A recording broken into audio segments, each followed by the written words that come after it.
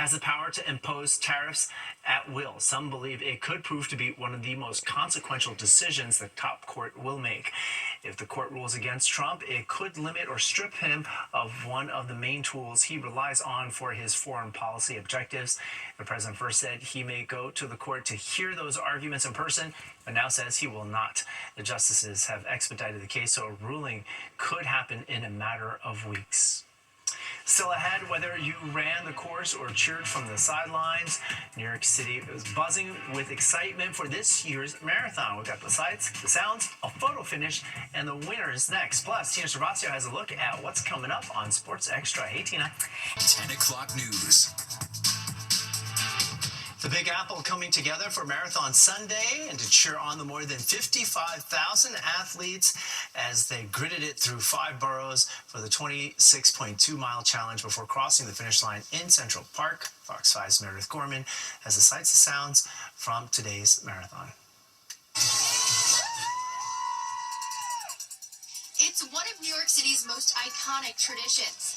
Tens of thousands of runners from all over the world took to the streets Sunday for the annual TCS New York City Marathon, a 26.2-mile journey through all 5 boroughs.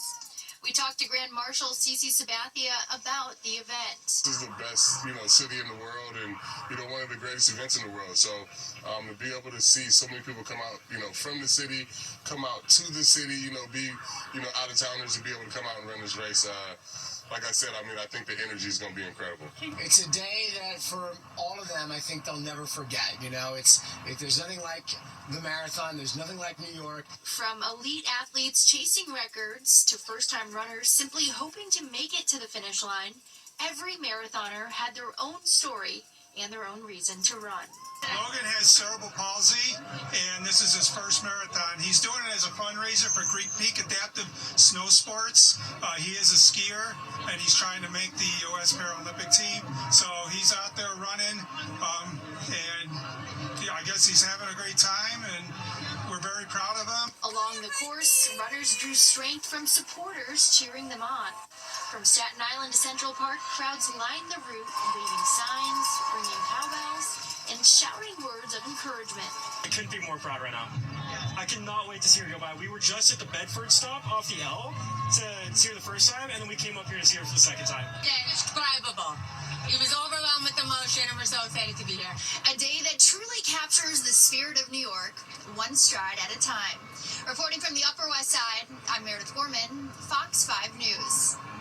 All the participants were winners, but let's take a look at the elite category right now. On the women's side, Helen Obiri from Kenya set a new course record, finishing in 2 hours, 19 minutes, 51 seconds.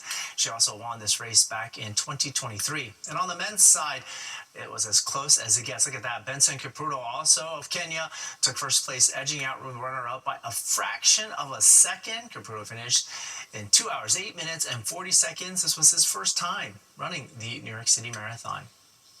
And there is some rain in the forecast. Stay with us. Audrey Puente is going to be back with the full forecast. I am U.S. veteran Sam Evans. 33,000 veterans are living on the streets we serve to protect. U.S. vets gave me a home and helped me regain my independence. Make Camel your cause to show support for veterans like me. Learn how at go.fox/US vets. We made it through an eventful weekend. Yes. Audrey Puente is here with our forecast. Hey, Audrey. There's a lot going on around New York City these days. All right, today was the marathon. Of course, it was a beautiful day to be out there, whether you're a runner or a spectator. The high temperature made it to 59 degrees, which is just on average for this time of year. Check out that sunset time, though, a lot earlier than we've seen over the last several months with the clock changing last night, and now the sunset is at 4:51. Right now, we're at 55 in the park. That's actually pretty good at this late hour. 47 in Islip, 37, though, out in East Hampton. It's cold up to the north. We have 38 in Poughkeepsie, and it's 41 over towards Sussex, New Jersey. The winds are nice and light, but what's saving us this evening is that we have this blanket of clouds overhead. It's acting like an atmospheric blanket, keeping any heating of the day kind of insulated. And that's why we have readings in the mid-50s in Central Park right now, which is actually pretty good for the late runners. We have clouds moving in all across the region tonight. The good news is we'll stay nice and dry, but tomorrow you will wake up with some cloud cover and maybe a few peaks of sun, probably north of the city. They're kind of coming in on the northern fringe of this system that expect bringing wet weather across the mid-Atlantic. This is going to kind of creep northward here, allowing for more cloud cover by tomorrow morning. We could see a quick shot of some rain showers across the Jersey Shore or maybe even the South Shore of Long Island, but that's about it. Over here, we have a cold front that's going to sweep into the region tomorrow afternoon, and that's the one that will give us a greater chance of precipitation late in the day. Here it plays out on our futurecast. Again, 7 a.m., we could get some sun here off to the north, maybe across Long Island, but for the most part, we're going to see clouds kind of increasing in our skies tomorrow. We'll have some brisk showers coming in very briefly across the Jersey Shore and Long Island, but then in the afternoon, we'll see more numerous showers kind of firing up in the Hudson Valley with a cold front that's going to push through.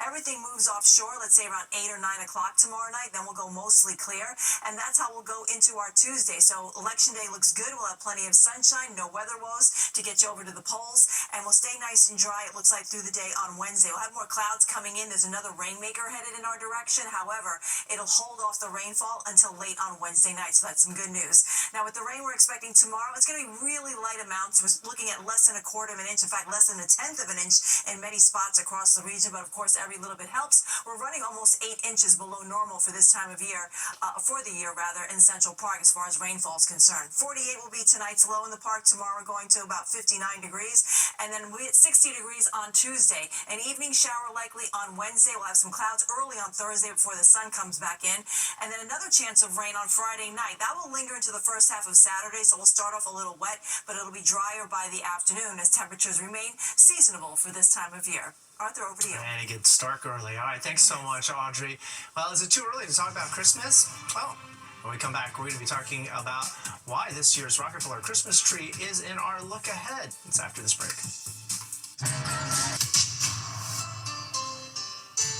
Time now for a look ahead at some stories happening this week. On Monday, a verdict is expected by the judge in the trial of the driver accused of a deadly July 4th crash on the Lower East Side.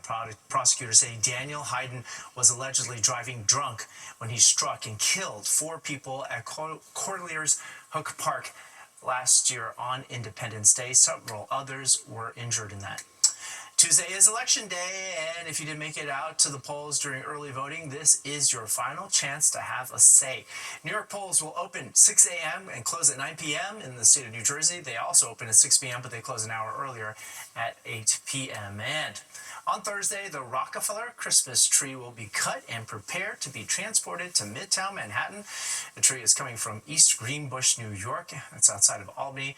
It'll arrive at Rockefeller Center on Saturday, where it will be decorated for the lighting ceremony. Put it on your calendar. That will be Wednesday, December 3rd. We're going to be right back with a big office disappointment for Hollywood.